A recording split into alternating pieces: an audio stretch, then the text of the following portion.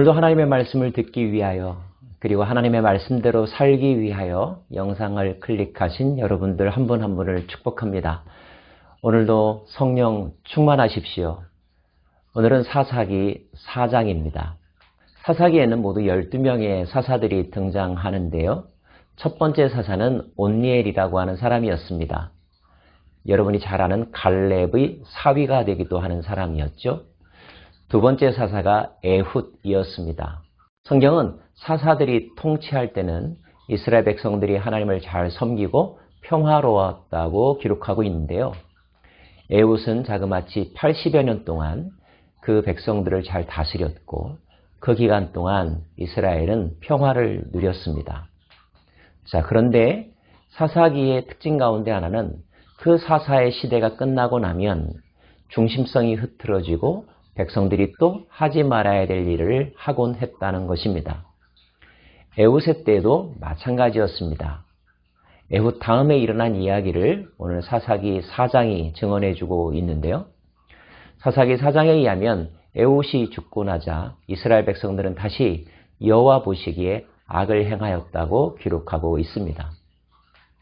하나님은 이번에는 어떤 종족을 통하여서 이스라엘 백성들을 시험하셨을까요? 하나님의 시험의 도구로 쓰인 사람들은 하솔 왕 야빈이었습니다. 그 나라의 군대 장관은 시스라라고 하는 사람이었고요. 당시 하솔 왕 야빈의 군대는 철병거 900승을 가질 정도로 막강한 철기 문화와 군사력을 가지고 있었습니다. 이스라엘 백성들은 약 20년 동안 그들을 섬겨야만 했었다고 기록되어 있고 그 기간 동안 또 많은 고통과 고난의 시간을 보냈어야만 했죠. 결국 그들은 울부짖었습니다. 하나님께서 그 울부짖음을 들으셨습니다. 그리고 하나님은 또 다른 사사를 세우십니다. 그 사사의 이름이 바로 드보라입니다. 드보라라고 하는 이름은 꿀벌이라고 하는 뜻의 이름인데요. 바로 여자 사사입니다. 그는 귀하게 쓰임받았습니다. 하나님의 음성을 전하는 통로가 되었고 백성들의 여러 가지 문제를 공적으로 잘 수행하고 재판하는 일을 잘 감당했던 사람입니다. 이스라엘 공동체를 구원했던 사람으로 여성이 등장한 것, 놀라운 일이죠. 돌이켜보면 사사들 가운데는 직업과 신분이 참 다양하다는 것을 알 수가 있습니다.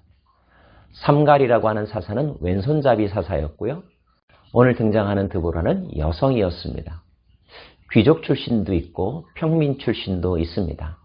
신분과 지파에 상관없이 하나님의 필요에 따라 영이 임한 사람은 사사로 쓰임받았다는 뜻입니다.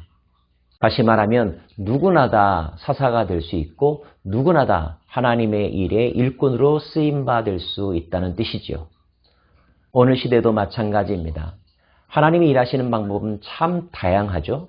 누구나 인정할 만한 화려하고 유명하고 자격 있는 사람을 쓰기도 하시지만 또 어떤 경우에는 전혀 예상치 않은 사람, 그 사람이 무엇을 할 수 있을까라고 여겨지는 사람을 통하여서도 하나님은 일하십니다. 가난한 자를 들어 부한 자를 부끄럽게도 하시며 약한 자를 사용하여서 강한 자를 낮추기도 하시는 분이 하나님이십니다. 중요한 것은 누가 하나님 손에 붙들리는가 하는 것이죠. 오늘 말씀을 시청하는 여러분 중에서도 드보라와 같이 때로는 이 시대와 민족을 위하여 귀하게 쓰임받는 지도자들이 등장하기를 원합니다. 인간적인 예측과 노력과 자격은 절대적이지 않다는 것 우리는 기억해야 할 것입니다.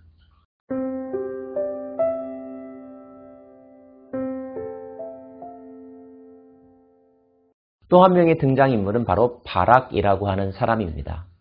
바락은 당대 이스라엘 공동체의 군대 장관이었습니다.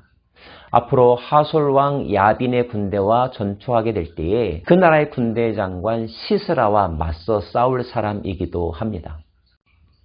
바락은 하나님의 말씀을 듣고 전하는 드보라의 말을 청종하며 군대를 모아 야빈의 군대와 전투하였습니다. 그리고 만여 명의 군대로 하솔 왕 야빈의 군대를 격퇴시켰습니다. 억압에서 벗어나는 순간이었고 큰 기쁨을 가져다주는 실질적인 장본인이었습니다. 그런데 바락이 선봉에 서서 전투했던 이 전쟁 이야기 속에서 한 가지 아쉬운 점이 있습니다. 그것은 바락이 승리를 이끌었지만 승리의 꽃이라고 할 수 있는 적장을 제거하는 일을 바락이 하지 못하고 다른 사람, 즉 헤벨의 아내 야일이라고 하는 여인이 했다는 뜻입니다. 비유로 한다면 어떤 나라 축구팀이 월드컵에서 우승을 했지만 그 월드컵 경기의 MVP는 우승팀에서 나오지 않고 다른 팀에서 나온 것과 같다라고 말할 수 있을 것입니다. 바락은 어찌해서 자기 개인적으로는 물론이려니와 전 이스라엘 공동체의 가장 자랑스러운 일이 될 수도 있었던 적장을 무너뜨리는 일을 쟁취하지 못하고 겐 족속, 타민족이죠. 타민족의 여인에게 빼앗겼을까요? 단지 우연이었을까요? 우연으로만 볼 수 없는 이유가 성경 말씀 가운데 기록되어 있습니다. 그것은 전쟁터로 나가기 전에 바락과 드보라의 대화 속에서 나오는데요. 먼저 드보라가 바락에게 이렇게 명령합니다. 납달리 자손과 스불론 자손 만여 명을 거느리고 다볼산으로 가라고요. 그곳에서 시스라의 군대와 전쟁하라는 것입니다. 바락은 그 말에 따르기로 합니다. 그런데 그러면서 이렇게 요청합니다. 바락이 그에게 이르되 만일 당신이 나와 함께 가면 내가 가려니와 만일 당신이 나와 함께 가지 아니하면 나도 가지 아니하겠노라 하니. 여기서 그라고 지칭되는 사람은 드보라를 말합니다. 드보라가 하나님의 음성을 전하고 승리에 대한 확신을 주면서 나가 싸우라고 말했을 때에 바락이 말하기를 드보라도 함께 가자고 요청하는 것입니다. 심지어 드보라가 함께 가지 않는다면 자신도 가지 않겠다라고 말하죠. 언뜻 보면 드보라에 대한 철저한 신뢰를 보여주는 모습이라고 볼 수도 있습니다. 드보라 입장에서는 기분이 나쁘지 않은 표현일 수도 있죠. 그런데 하나님이 보시기에도 과연 그럴까요? 하나님은 드보라를 통하여 이렇게 답변하십니다. 이르되 내가 반드시 너와 함께 가리라. 그러나 내가 이번에 가는 길에서는 영광을 얻지 못하리니 이는 여호와께서 시스라를 여인의 손에 파실 것임이니라 하고 드보라가 일어나 바락과 함께 게데스로 가니라. 요약하면 내가 너와 함께 가겠다. 그리고 전쟁에 임하겠다. 너는 승리할 것이다. 그러나 너는 이 전쟁에서 영광스러운 순간을 놓치게 될 것이다.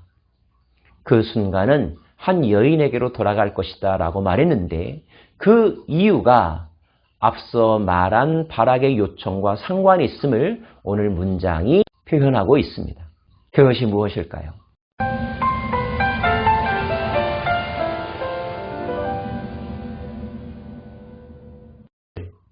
하나님 이 세상을 경영하실 때 사람을 사용하십니다. 사람을 이용하여 그 백성들을 이끌어 가시고 사람을 통하여 자신의 뜻을 전파하시죠. 그러므로 사람들은 하나님께서 선택하신 그 사람을 믿어야 되고 그 사람의 말을 듣고 그 사람과 함께 살아가야 할 것입니다. 지도자로 세움받은 그 사람을 신뢰하고 그 사람의 말을 듣고 그 사람을 통하여 전해지는 하나님의 음성에 귀 기울여야 할 것입니다. 그런데 여기에서 혼동하기 쉬운 함정이 하나가 있습니다. 그것은 보이는 그 사람을 신뢰하고 믿다가 그 사람을 하나님보다 더 우선적으로 믿게 되는 경향이 일어난다는 것입니다. 아마도 바락은 하나님께서 이미 말씀하셨으므로 이 전쟁에서 승리할 것이다 라고 하는 확신보다는 그 말을 전해준 드보라가 옆에 있어야, 드보라가 그 현장에 있어야 승리가 주어질 것이라고 하는 정신적 위로를 기대했던 것 같습니다. 우리는 사사기를 통하여서 왜 이스라엘 백성들이 사사가 살아있는 동안에는 여호와를 섬기고 평화롭게 지내다가 사사가 죽고 나면 여호와의 목전에 악을 행하는 일을 되풀이했는가에 대해서 궁금함을 가질 수가 있는데요. 그 이유도 동일하다고 볼 수가 있습니다. 그들은 눈에 보이는 하나님의 사람이 있을 때는 귀를 기울이고 눈치를 보고 조심하지만 보이는 사람이 사라졌을 때는 보이지 않는 하나님을 볼 만큼의 영적인 능력과 성숙도가 갖추어지지 않았기 때문입니다. 마치 감독하는 선생님이 계시면 열심히 공부하다가 그 선생님이 계시지 아니하면 공부하지 않는 게으름뱅이 학생들처럼 말입니다.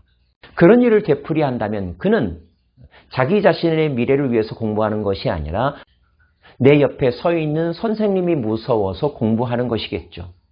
그러한 공부는 진실로 자기의 공부라고 할 수가 없습니다. 환경이 바뀌면 사라지는 열정, 보는 사람이 없으면 지켜지지 않는 성실함이기 때문에 그렇습니다. 진실로 성실한 자는, 진실로 믿음이 있는 자는 보이는 사람이 아니라 보이는 사람 너머에서 역사하시는 보이지 않는 하나님에게 더 우선순위를 둡니다. 그리고 하나님의 일꾼을 존경하고 함께 협력할 뿐이죠. 여러분의 지도자를 협력의 대상으로 볼 것인가, 믿음의 대상으로 볼 것인가? 사람은 하나님의 쓰임받는 도구요 일꾼일 뿐 결코 그가 하나님은 아니라는 사실을 기억하시길 바랍니다. 우리가 배워야 할 점은 바락처럼 보이지 않는 하나님이 아니라 보이는 사람을 더 신뢰하고 의지하는 마음, 그 연약함에서 벗어나는 일입니다. 그와 같은 믿음의 실력이 여러분 안에 있기를 바랍니다. 기도하겠습니다. 하나님, 지켜보는 이가 없으면, 도와주는 이가 없으면 여전히 무너지고 뒤로 퇴보하는 연약한 저희들의 모습이 여전히 우리 안에 있습니다. 언제쯤 그러한 습관과 패턴에서 벗어날 수 있겠는지요? 눈에 보이지 않지만 분명히 살아계시며 하늘과 땅의 모든 권세를 가지셨으며 육신뿐만 아니라 영혼의 생명을 주관하시는 하나님을 더욱더 신뢰하는 저희들 되게 하여 주시고 사람과 무기와 환경과 제도가 아니라 하나님만을 신뢰하며 살아가는 저희들 되게 하여 주옵소서. 예수님 이름으로 기도합니다. 아멘.